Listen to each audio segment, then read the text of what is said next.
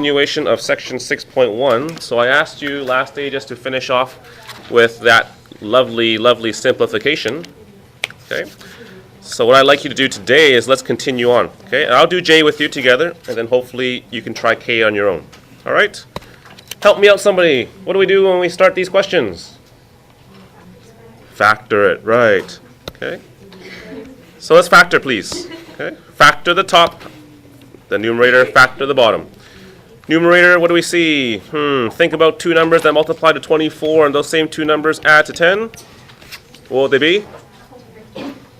What would they be? 6 and 4. Thanks. 6 and 4, 6 and 4. A plus 6, A plus 4. Everything okay so far? Oh, what? What did I forget?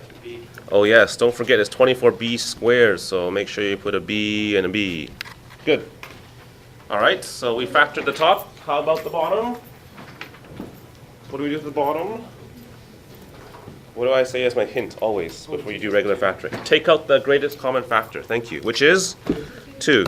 So on the bottom, if you take out the 2, you get 2 with a bracket A squared minus 36b squared. And then you may be thinking, oh, I'm done factoring now. Nope. Oh, difference of squares. Good. So don't forget the bottom's a difference of squares. A plus 6b stays the same on the top. A plus 4b. But on the bottom now, you told me let's do a difference of squares. Somebody help me out. What are the two factors for my difference of squares? All right, thanks, Lakshman. A minus 6b, A plus 6b.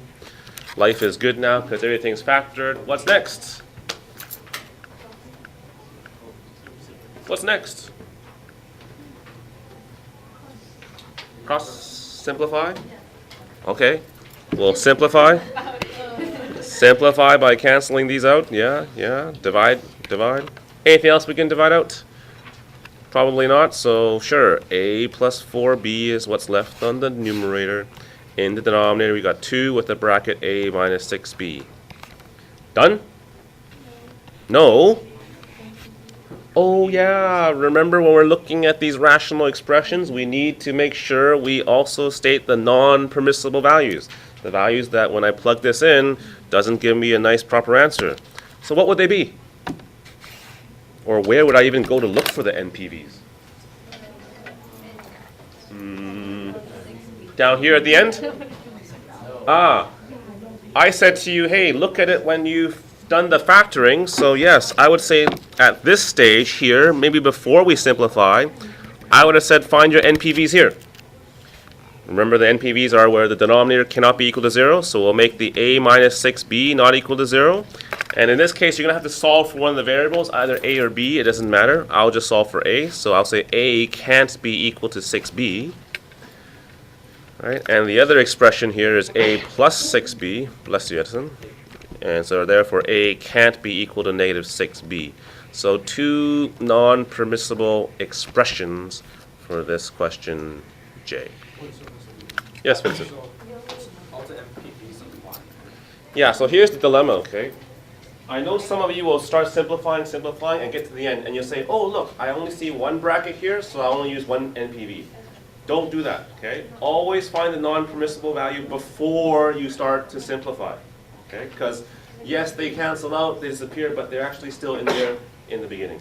Okay? All right, dear friends. Try K on your own, please. Okay? So I'll give you a few minutes to try K, and then if you're finished that one, you can try tricky L. All right. For K, you told me to factor. Sure, I'll factor. Can someone help me factor the top? X plus 2y squared. Okay, x plus 2y, and it's the same thing, so if you want to write them as two brackets like this, that's fine. If you want to do what Vincent said and just write it as a square to be more sophisticated, that's good too. Okay, now, what about the bottom? Bottom. X what? Okay, what am I doing with bottom here? X squared minus 4y squared. Good. X squared plus 4y squared. Remember, this is a difference of squares, right? A squared minus b squared. Yes, Katharina. For the previous one, we don't have to find the NPV of No, because if you, okay, so this is Katharina's question, going back to the NPV. She says, why don't we solve for B? We just solve for A. Well, Katharina, I guess I could solve for B. I could do something like this and say A minus 6B can't be 0, negative 6B can't be equal to negative A, B can't be A over 6. But you know what? You just kind of said the same thing. Yeah, just do it for one variable. Okay? I mean, you could do it for two, but why do you want to waste your time and say the same thing twice? Okay? So that's the rationale. When you have the two variables, you're right. You could solve for B or you could solve for A. I'd mark both of them correct. Okay? All right, so back to this one here. Vincent over here said, Mr. Lee, I still know that this is a difference of squares. Right, Vincent? Oh, yeah. Yeah. Good. So let's factor even further. How about another x plus 2y and an x minus 2y? So there's your difference of squares. Okay. And then how about the next one? Is there a sum of squares factored thing? No, so don't make that mistake. Keep the sum of squares as is. Okay. So once again, I factored the difference of squares here into x plus 2y, x minus 2y. Okay. If you want at this stage to find your NPVs, I would say yes, please do that. And in this case, you'll have x plus 2y, that first bracket not equaling 0. And that leads to x can't be negative 2y. You have your second bracket, x minus 2y can't be 0. And so in this case, you have x can't be positive 2y. Can you just put x can't be plus negative 2y? Okay. Lazy people? No, just joking. I mean efficient people, yes. So you can do this, or you can do x can't equal to plus or minus 2y. That's fine, yes. I'm just trying to show you all the steps, but oh well. And then how about the last one there? X squared plus 4y squared. How does that become? That can't be 0, so how do I solve that? Okay, well, let me just try to do the algebra first. I'm going to move the 4y squared to the left side, or to the right side. And then you take the square root, right? Oh, we can't. We can't take the square root of negative. So guess what? This expression doesn't even give us any NPVs. So there's actually only these two. Yes, Anna?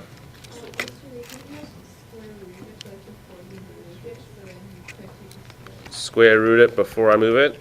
So you're saying that's the same thing as root x squared plus root 4y squared? So equals square root of 0 like that? Okay, Anna, so let me tell you this. I like these two numbers, right? 4 and 9, because they're nice.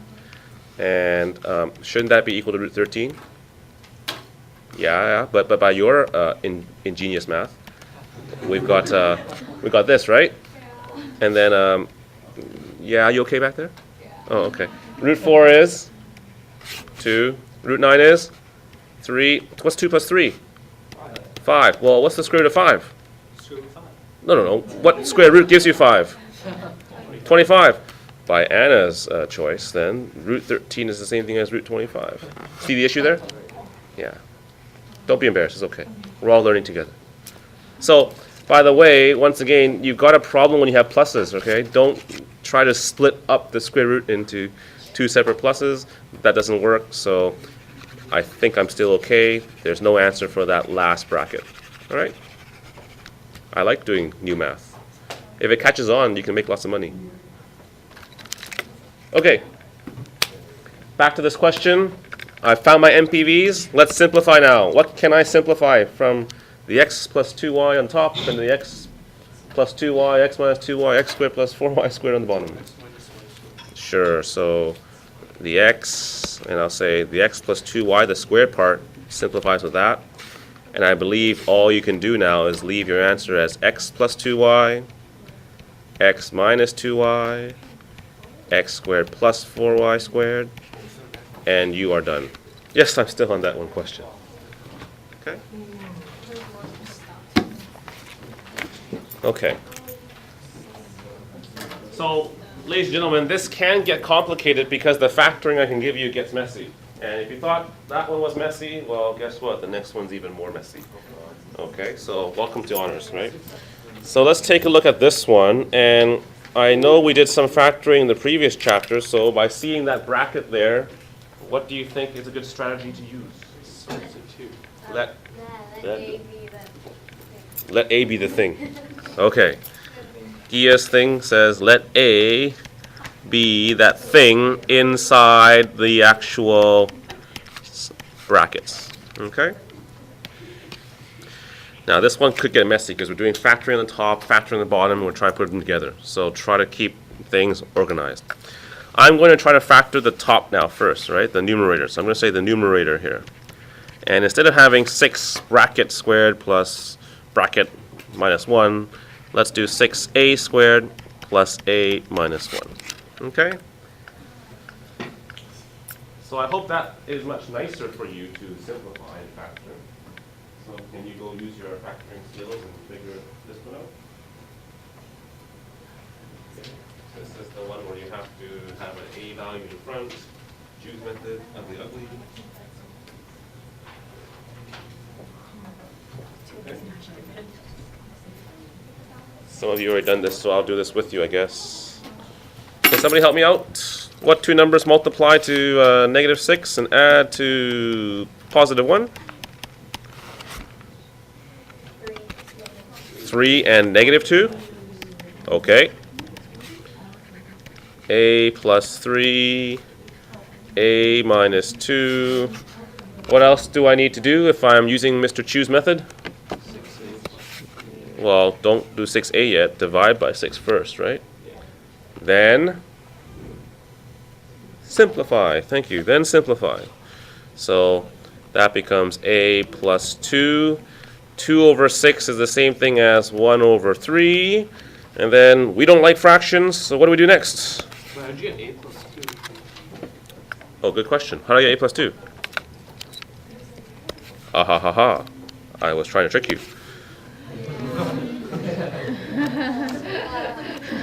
3 over 6 is 1/2. I'm just trying to make the same mistakes a lot of you guys do on your tests, you know. If I make them now, you'll understand them, and you won't make them on your tests, right? Nope. That's the theory, and I'm sticking to it. Okay, so let's bring it up. We'll have 2a plus 1, 3a minus 1, and that's the factored form of the numerator. Or is it? Oh yeah, you had to plug it back in, because we didn't start with a, we started with bracket x squared minus 2x plus 1. Okay. Why would I give you a question like this? This is so nasty. You're nasty. I'm a nasty teacher. Don't say that in front of Mr. Parnes.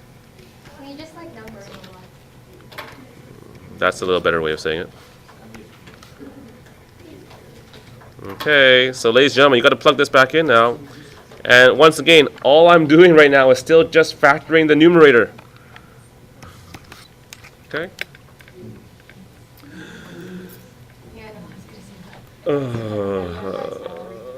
What's next?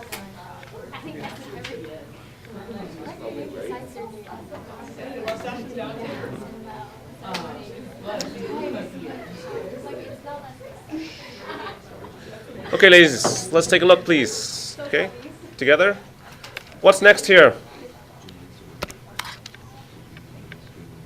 What's next? I did factors. What's next? Oh, multiply it in, she says. Okay, so let's expand. Sure, let's simplify. Oh no. 2x squared minus 4x plus 2 plus 1. Can I just simplify that to 3? 1 plus 2 is 3. Okay. Distribute the next one too. 3x squared minus 6x plus 3 minus 1 is plus 2. Cool. Am I done factoring, you think? Oh my god. Oh, there's still more. Are you serious? No. Is there more? Let's double check. Let's double check. Let's double check. Two numbers that multiply to what for the first one here? That'd be 6. Add to negative 4. Is that possible? I don't think so. Right.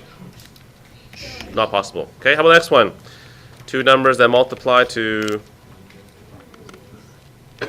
6, add to -6.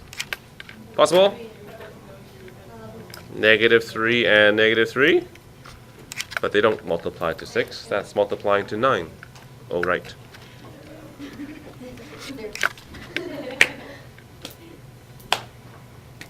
I guess we're done. Okay. So there's your numerator. Okay? There's your numerator. Now, that was just the numerator. We didn't do the denominator yet. Oh boy. Let's do the denominator. Okay, can you factor this one, please? This one's easier.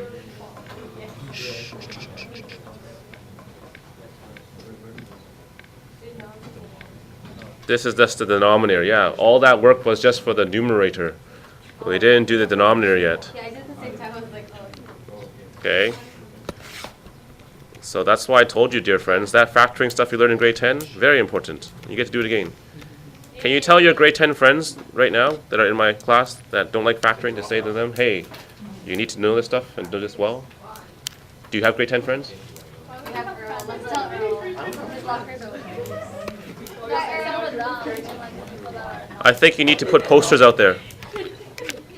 Learn factoring, or you will face consequences in grade 11. Right?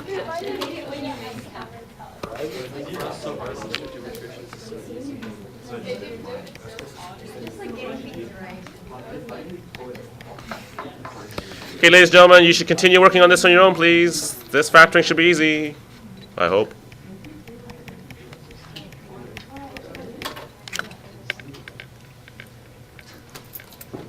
Wait, why is it 3x squared minus 4x plus 1 minus 3? Oh, there. No, that was just me doing my extra stuff, yeah, on the side. Sorry, on the side. Okay.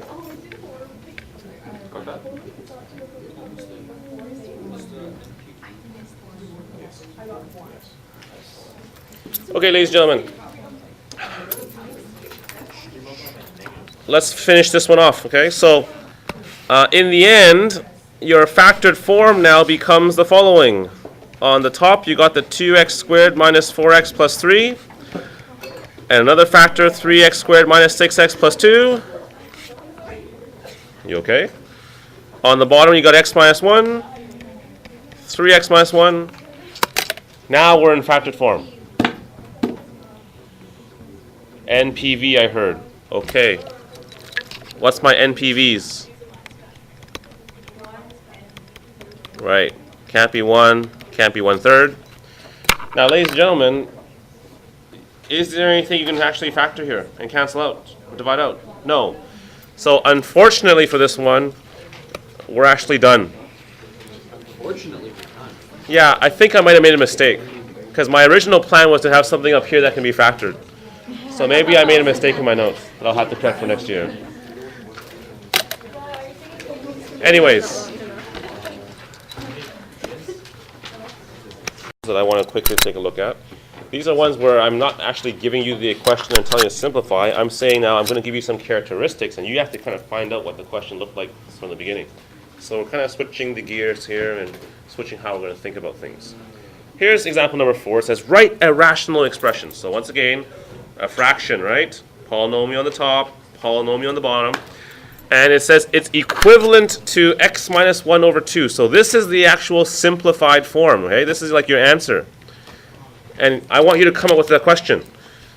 And it says here, your question has to have a denominator of 10x minus 6, okay? So the question is, how can you go from something simple like this to something where the denominator looks like this? But it's equivalent. It has to be the same, okay? It's like me saying this. Don't write this part down.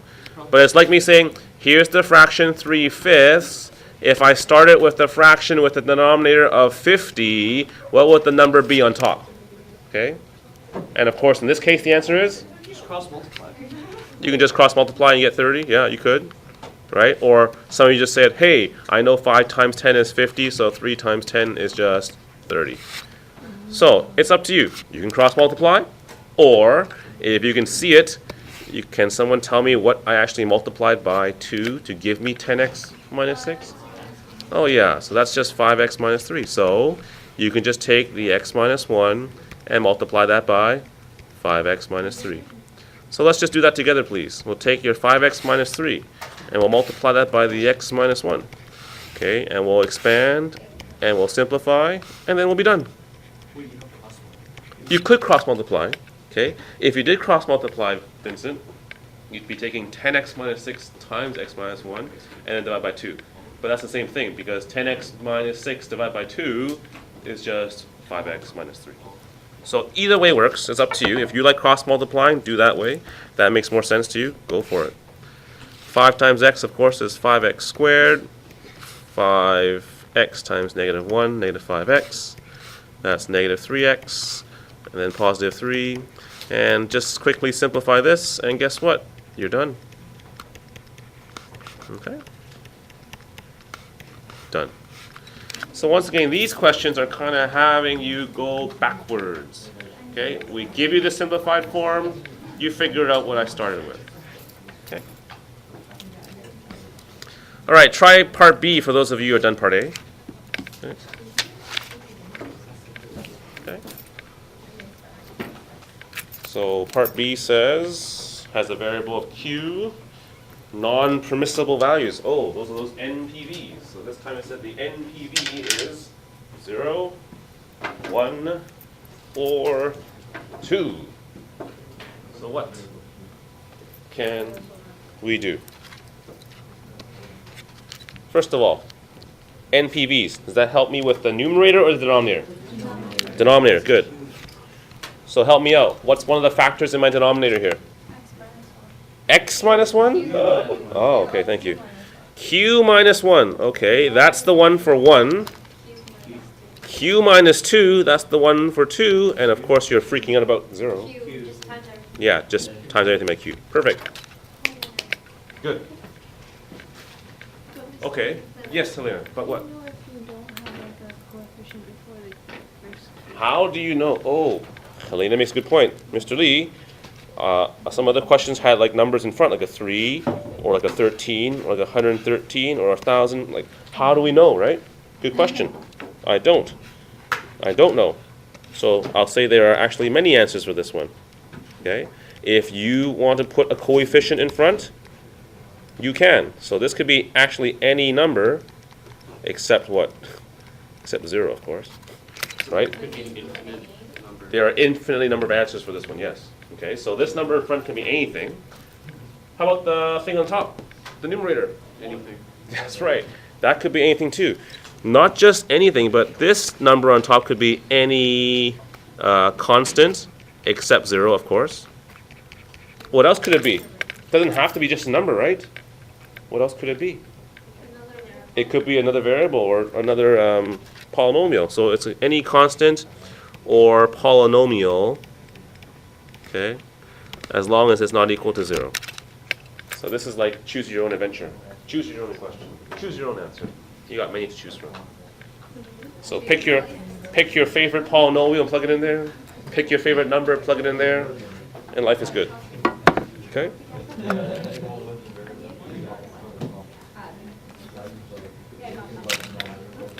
Wait, what's it say at the top? Any constant. Any constant that's not 0 though, right? We don't want to make it 0. Or any polynomial that's also not 0. Okay. Okay, try part C please on your own. See if you can get a handle on part C please. A what? A what? That's just two variables. Which means like an x binomial is like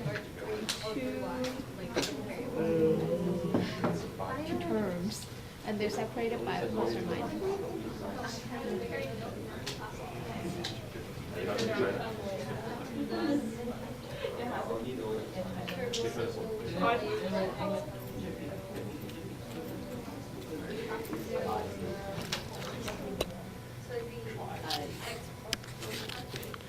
Okay, ladies and gentlemen, part C.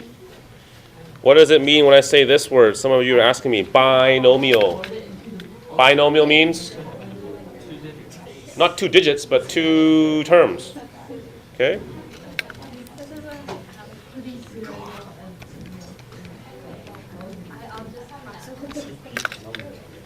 Okay,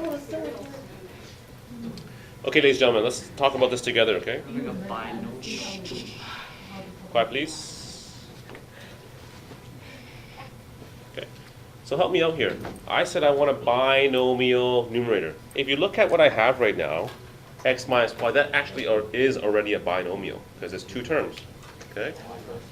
Now, I'm saying to you, you might not need to change it. You might need to change it. We'll figure it out.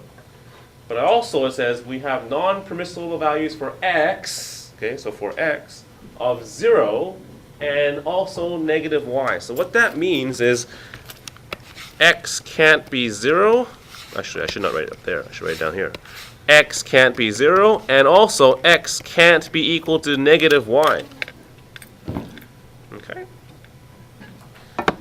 So I need to find a factor in the denominator that allows me to show, hey, that x can't be 0, x can't be negative y. Do we already have this here for x can't be 0?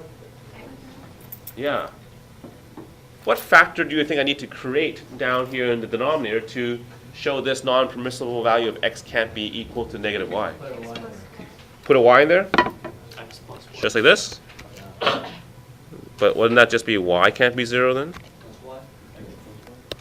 X plus y, like this, x plus y. Let's think about that. X plus y can't be 0. I bring the y to the other side. Yeah, that works. Yay. Okay, so you're close. Not just y though, it's x plus y. Now, can I just do that and leave it like that? Times x. Times x? X can't be 0.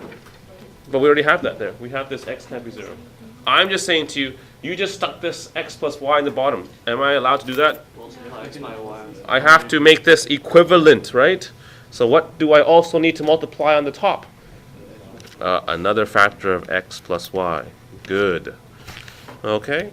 So now I think if we do that, and I'll leave the bottom in factored form, or the denominator, I will take the numerator now and I'll expand that because I want to double check if this is a binomial.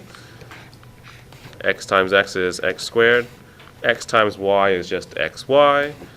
The negative xy is there. And then minus y squared. Oh, I'm happy. Because look, the top is still a binomial. Still two terms. So it's a binomial. And now my denominator has a non-permissible value of 0 and negative y. Okay? Yes, Katharina. Well, if you give like a non-permissible value, you just like work it backwards. That's right. But if they give you the denominator, then go to the multiplication. Yeah, yeah. So if I give you the non-permissible values, that means I've already done the bracket form and I did all that. So if you want to work backwards, you have to then create the brackets, put it back in.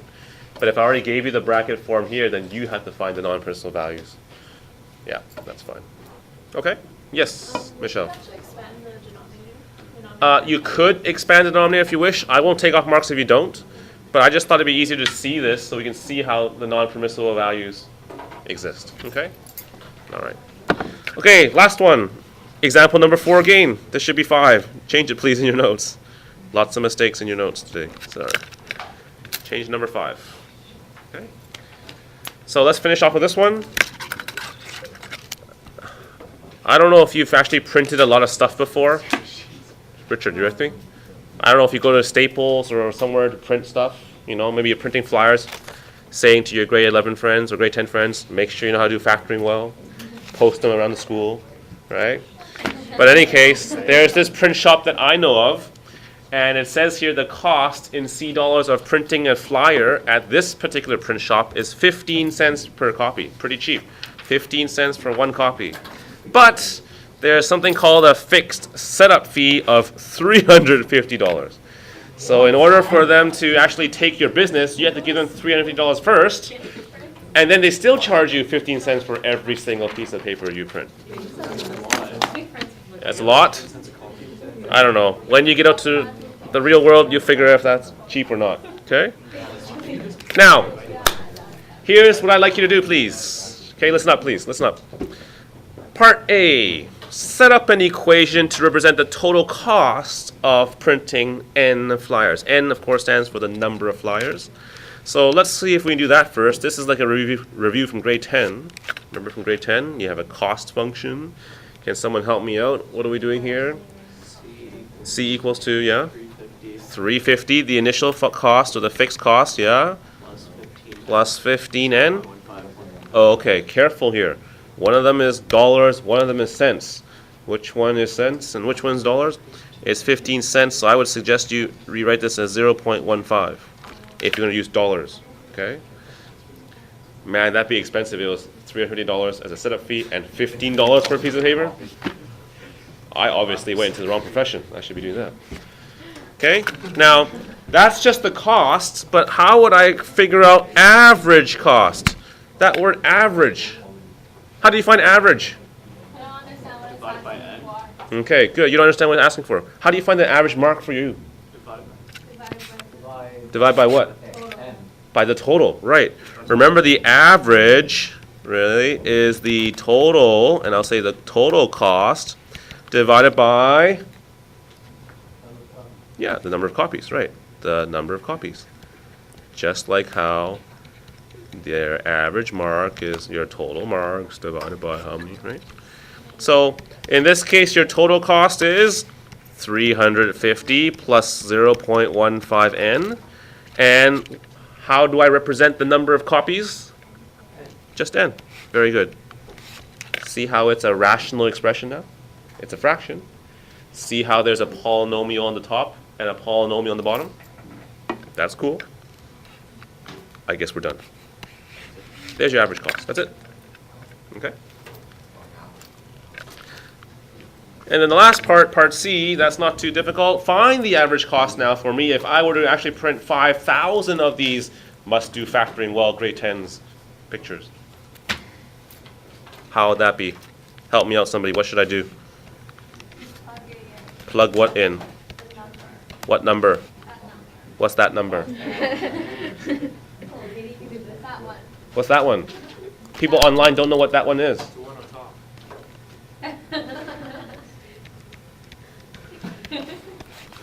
5,000.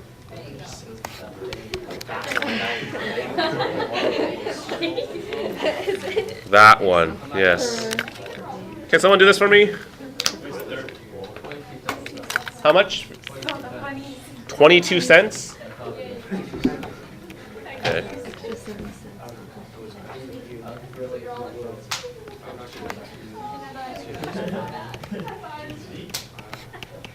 Okay. All right, ladies and gentlemen, I think we're done for today. There's your homework. Finish off whatever you didn't finish, okay? For Friday.